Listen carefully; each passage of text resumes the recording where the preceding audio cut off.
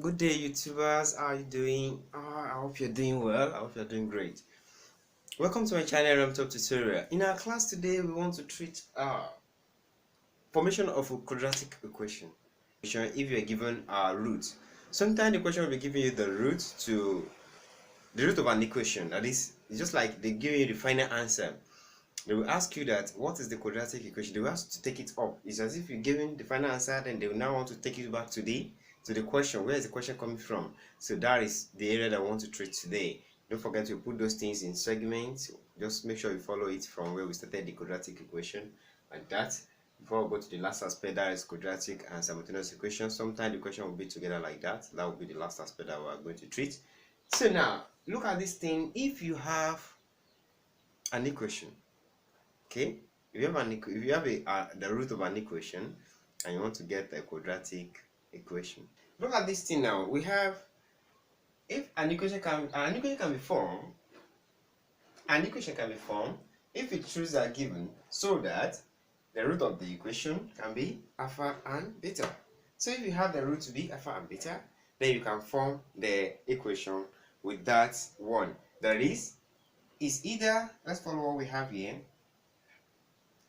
is either x equals alpha, there is the final answer. Don't forget, it's as if you're given the final answer, or x is equals to beta, like that. It's as if you're given the final answer. Let's reverse it back. We're going to reverse it one at a time backward. So let's take this one back here, this one back here, so everything will be equals to 0.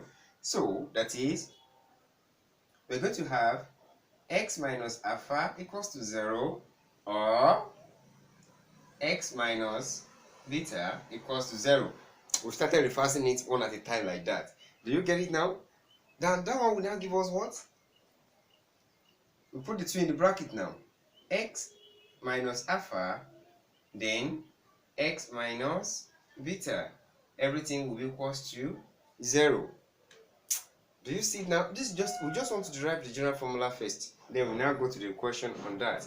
Then we can expand, right? Fine, we can expand. Yeah, let's go. We have x times x, that's x squared, minus this one, x beta, then minus x alpha, as we have it there. Okay, that is when you multiply, then plus alpha beta. Do you see it now? Now we can simplify this area further, right? Good, let's go. We have x squared minus, then we can factorize something out here. X is here, so we can take the x out, isn't it? We can take the x out so we can have alpha and beta inside. So minus alpha plus beta, when you take it, it will give you like this, x plus, then the last but not the least, alpha beta. Okay, what do you have here?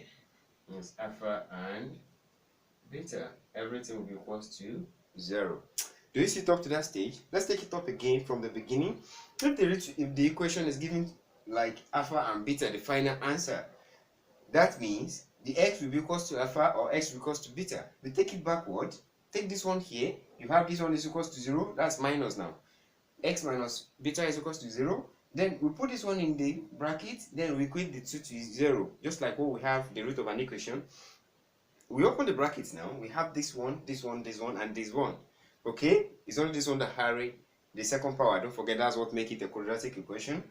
And we can simplify this one further by factorize x. We take x out and we have alpha and beta inside. By the time you put alpha and beta inside, it must carry positive. Don't forget, when you open it, you have to have your negative back. Then you have what you have there. Is it clear to that stage? Fine. So here is the required equation. This is the required equation which has the following property. So let's look at that property and it will assist you if you can understand the concept very well. This is the number 1. Look at this number 1. It says the coefficient of x squared is unity. That one is constant, just like this one. Okay. So when you are forming the equation from the root, your coefficient of this one is units. That you have to be only that one alone. Okay. So that is x squared, unity. Okay, just one. The sum of the roots, that is the sum of the roots, will be the coefficient of the first power. The second power is unity. Don't forget that. the sum of that root given to you will be the coefficient of the first power. Okay, so the sum of that root will be the coefficient of the first power. X is unity as we have it. Okay, then the last but not the least is, with the sign change, don't forget, depends on the sign given to you anyway, and the sign inside must be plus. Okay, but depends on the sign that you have here will determine what you have here. And then the product of the roots, the product, that is when you multiply it together, just like what we have here, okay, will be the constant of that term. When you multiply it together, the two roots, when you multiply it together, it will be the constant of that quadratic equation. Do you get that concept? Do you get it? Now, in general, so in general, it will look like this. Let me give you the in general one. Okay, so don't forget that three step. It's that three step that we're going to be using now. Okay, we're not going to be going on expansion again. We're going to use that this three step. Okay, so we're going to use this three step now. So in general, let's put it like that. In general, what do we have in general is, as soon as we're given the root of the equation, the root of the quadratic equation, in general it will look like this: x squared, that's the unity, minus, okay, please don't forget it's minus that is here, minus, open bracket, sum of the root. Okay, sum of roots will be your coefficient of the first power. This in general, as soon as you remember this one, you won't have any issue again. Plus, this one is minus, this one is plus. Okay, minus, plus, don't forget that. Unity, the sum of the roots will give you the coefficient of the first power, and the product, okay, and the product of roots now will be the what? The product of roots will be the constant. Product of roots will be the constant, and everything will be equals to 0. Everything will be equals to 0. Do you see it now? So let's take it again. The unity, that is the second power will be unity. That, just write x squared there. Yes, you might be questioning that. What about the one that always have a coefficient in front here? When we get to the question, you see how that coefficient always comes, where it comes from. Then the sum of the root will be your coefficient of the first power, while the product of that root will be your constant, and everything will be equals to 0. Do you get that? Just like what we have there: x squared minus alpha plus beta x plus alpha times beta, everything will be equals to 0. This is the general form. Do we get that? That's the general form of quadratic, of when you want to form a quadratic equation from the given root. So this is what you're going to use. Okay, so we're going to question now. Let's go to some examples so we can understand the concept well. Please jot this one down in your jotter, and let's move to the example now. So now the question says, find the quadratic equation whose roots are 3 and minus 2, half and minus 1 over 3. Please respect the sign when you see the sign there. Okay, please, this is a mathematics class. Okay, so you have to respect the sign. It's very important. A and 2a, we have like minus 1 over 3 and minus 5, and 2 twice. We might likely do only 3 out of it anyway. Now let's look at it now. Don't forget what we said earlier. We've already derived what we're going to use. In general, we have, this is the format. Okay, in symbol, okay, let's go like this. Solution in symbol is x squared minus alpha plus beta all in x plus alpha beta equals to 0. Do we remember that? Okay, that's very good. So now in the first equation, 3 and minus 2, which means our alpha will be this one, and our beta will be this one. Okay, let's go now. Number 1, that is, let alpha equals minus 3, that's 3, and our beta equals minus 2. Please, when you see minus, don't just throw it away. Oh, please, I'm still begging you on that, or else you will not get the correct answer. Now let's look at the 3 step. This one is constant. Okay, so don't disturb yourself on this one. Just leave it as it is, constant. The addition of this one and the product of these two, just need to add, and you find the product, you're good to go. Let's add now. Alpha plus beta, that will give us what? What do we have here? 3. plus minus 2. Look at this now. 3 plus minus 2. Minus times plus minus 3 minus 2, which will give you 1. Isn't it? Shall we continue? Fine. Alpha times beta now. Let's go. Alpha and beta, when you multiply the two, that is 3 times minus 2.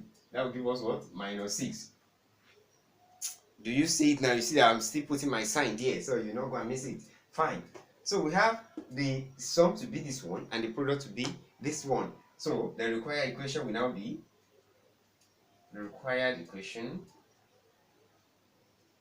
equals to, will be what?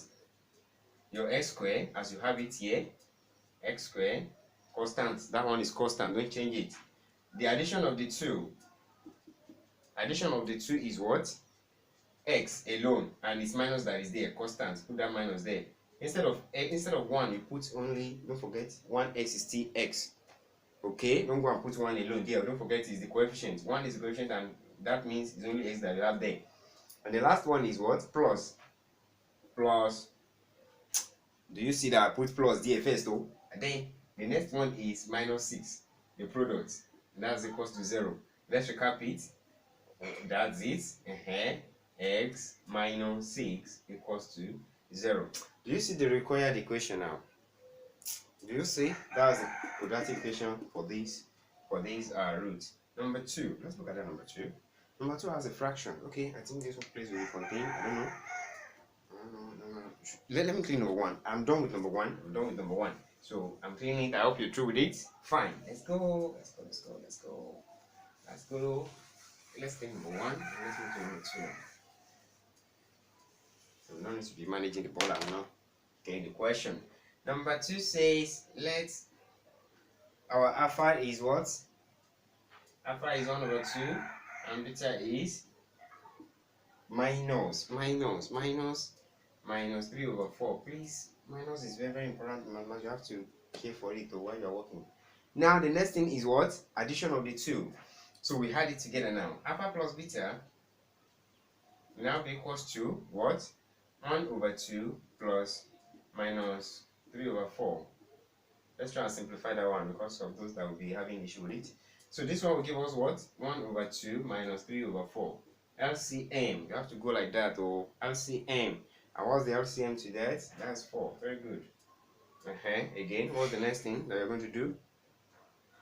Let's simplify now. That's 2 minus 3. Isn't it? And what do we have? Minus 1 over 4. Fine. Minus 1 over 4. Minus 1 over 4. Minus 1 over 4. That's the addition. Then the multiplication of the 2 now. Let's multiply it. 1 over 2 times minus 3 over 4. Minus 3 over 4. Minus. Still carry it along. Oh. So you have 1 times 3. That's 3. Everything carry minus. 2 times 4. That is 8. Isn't it? That is minus 3 over 8. That is the product of the two. Is that one clear? Fine. Let's go. The next thing we're going to do is write everything in an equation now. So the required equation will now be, like this, will now be equals to x squared is still maintained, minus, what's our addition? Addition also carry minus here. So put the general minus here, the constant minus, and this one will also carry its own minus inside. Minus 1 over 4, okay? X, you put your x there. Don't forget that's the coefficient of x. The next one plus, that's the last one we carry. Then, but the answer carry negative, so you put the negative there again. 3 over 8. You see how we go one at a time? Equals to 0. Don't forget it's an equation. Everything must equals to 0 at all time. Let's try and work on the signs. Let's work on the signs. So we have x squared plus, this one, minus times minus, that's plus. Okay, very good. 1 over 4, all in x. And this one will now be minus final, minus 3 over 8. That's the constant, equals to 0. The next thing you're going to do here, anytime you have fraction, quote this place, anytime you have fraction in your coefficient, you must multiply through by the LCM.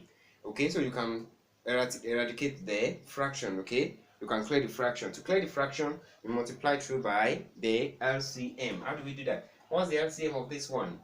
That's 8. Mathematics today, mashallah. as 8. So let's multiply everything by 8.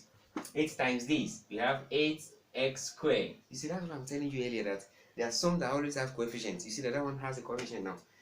Then 8 times this one will give you plus 2x. Then minus 8 times this one will give you minus 3 equals 0. So this one will now be the required equation. Do you see it now? Do you see it now? Anyway, I think that is the little time that we can spend. You can try the rest on your own, please. Okay, try the rest and you submit you can submit you can email me or put it in my comments and I'll see it there. Okay, so do the rest from number 3 to from C, D, E. Okay, try it on your own. Don't forget the rule. The rule says when you are given the root of the equation, your x squared, that second power, is unity.